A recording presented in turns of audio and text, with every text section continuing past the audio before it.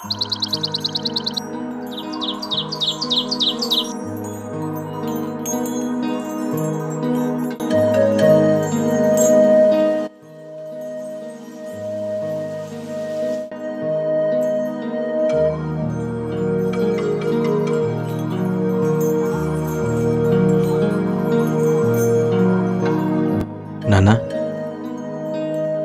ఏంటి నాన్న?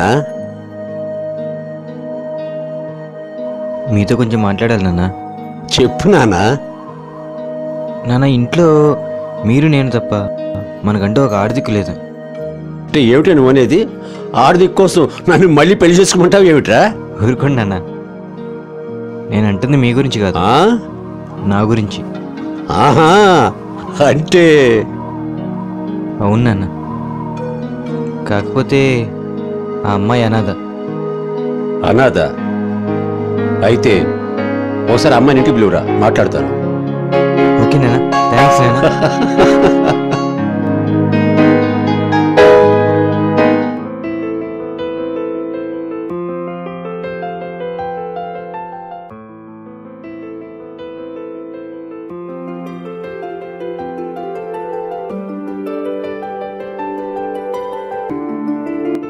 నానా, తినే. నీ పేరేంటమ్మా? శ్వేత. ఎక్కడుంటున్నావు? హాస్టల్లో ఉంటుంది నాన్న. ఒరే, నువ్వు బయటికి వెళ్ళి కాయగూరలు పట్టరాపు. వెళ్ళు.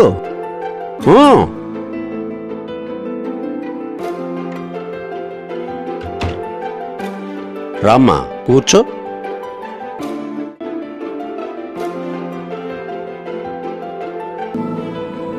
నీ పేరేమిటమ్మా? శ్వేత అండి. చూడమ్మా, చిన్నప్పుడే వాడి తల్లి చనిపోయింది.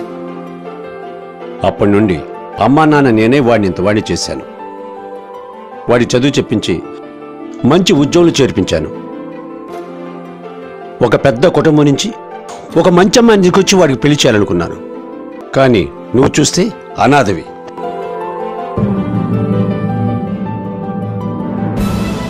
నీకు వాడినిచ్చి పెళ్లి చేయడం నాకు ఇష్టం లేదు. ఇక వాడి జీవితంలోకి రాకు, దయచేసి వెళ్ళిపో.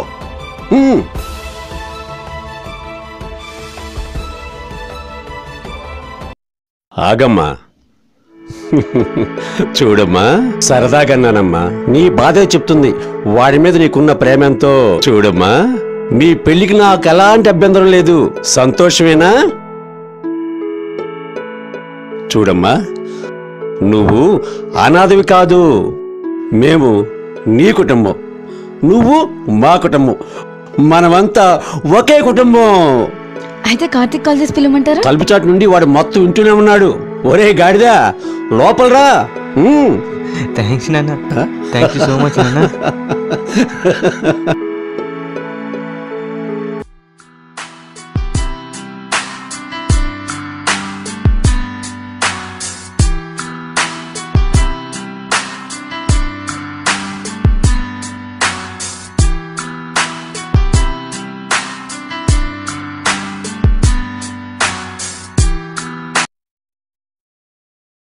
అమ్మా, కాస్త తలపోటుగా ఉంది.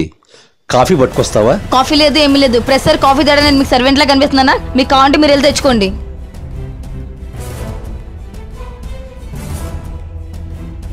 అమ్మా, కళ్ళజోడు కనిపించట్లేదు, కాస్త వెతికిస్తావా? అంత కళ్ళు కనిపించినోడు కళ్ళకే పెట్టుకోవచ్చు కదా, ఎక్కడో పెట్టుకోవడం ఎందుకు కలద్దాలు?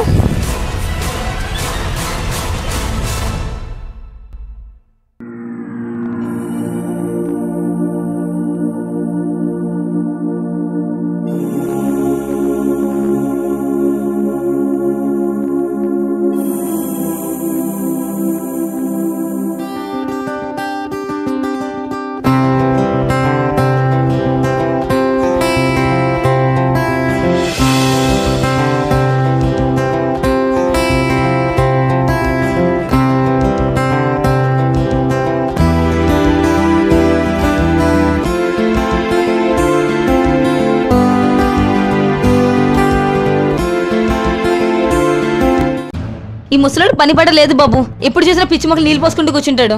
ఏంటి మావయ్య, మొక్కలు నీళ్ళు పోయడానా పని ఏమైనా ఉందా ఇంట్లో మీకు? అమ్మా, ఇవి పిచ్చి మొక్కలు కాదమ్మా, పూలిచ్చే మొక్కలు.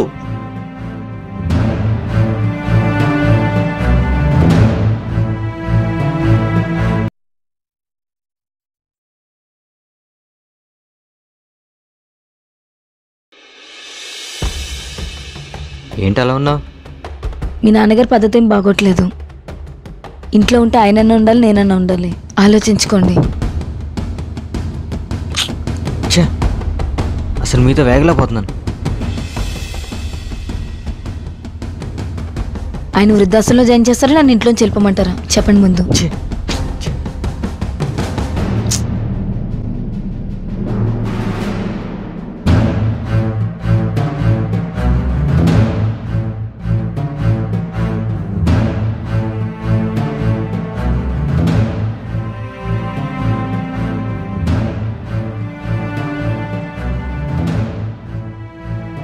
నానా మీతో కొంచెం మాట్లాడాలి. చెప్పు నానా. ఇక నుంచి మీరు మా మధ్యన ఉండడం కుదరదు. ఎక్కడన్నా అత్త కోళ్ళ మధ్యన పడదు, కానీ ఈ ఇంట్లో ఏంటన్నా మామ కోళ్ళ మధ్యన గొడవలు. అందుకే నాన్న నేను ఒక నిర్ణయం తీసుకున్నాను. మిమ్మల్ని వృద్ధాశ్రమంలో జాయిన్ చేసేద్దాం అనుకుంటున్నాను.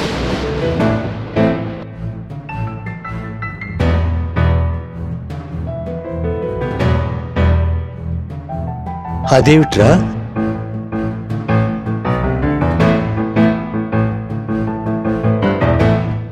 అదేమిట్రా అలా మాట్లాడుతున్నావు? మీరు ఎన్ని చెప్పినా సరే నా నిర్ణయం మారదు. ఒరేయ్, నీకొక కథ చెప్తానురా. భగవంతుడు మనిషిని సృష్టించేటప్పుడు నువ్వు భూమి మీదకి వెళ్ళాక పుడతావు, పెరుగుతావు, పెళ్లి చేసుకుంటావు, పిల్లల్ని కంటావు, వాళ్ళ పెద్దయ్యాక వాళ్ళ పెళ్ళిళ్ళు చేస్తావు. అంతే అంతే. తర్వాత నా దగ్గరకు వచ్చే నాయనా అంటాడు. కానీ మనిషి ఆశావాదిరా. నా పిల్లలు నన్ను చూసుకుంటారు, నువ్వెందుకు అంటాడు. కానీ భగవంతుడు నువ్వు నా దగ్గర రాకపోతే కష్టాలు పడతావని చెబుతాడు. కానీ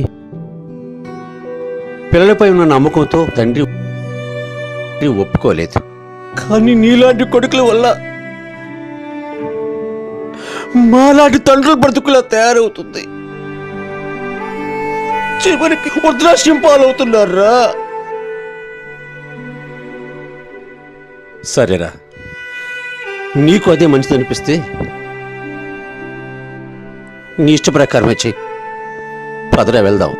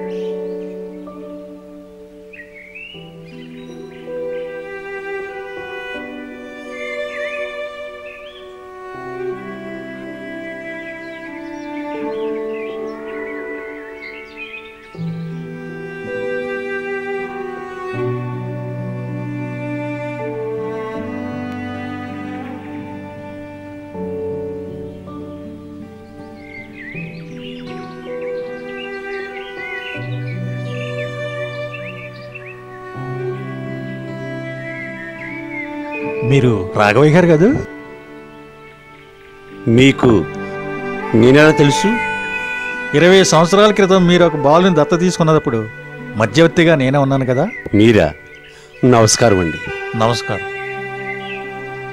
ఆ బాలుడు ఇప్పుడు ఎక్కడున్నాడండి? ఆ బాలుడా?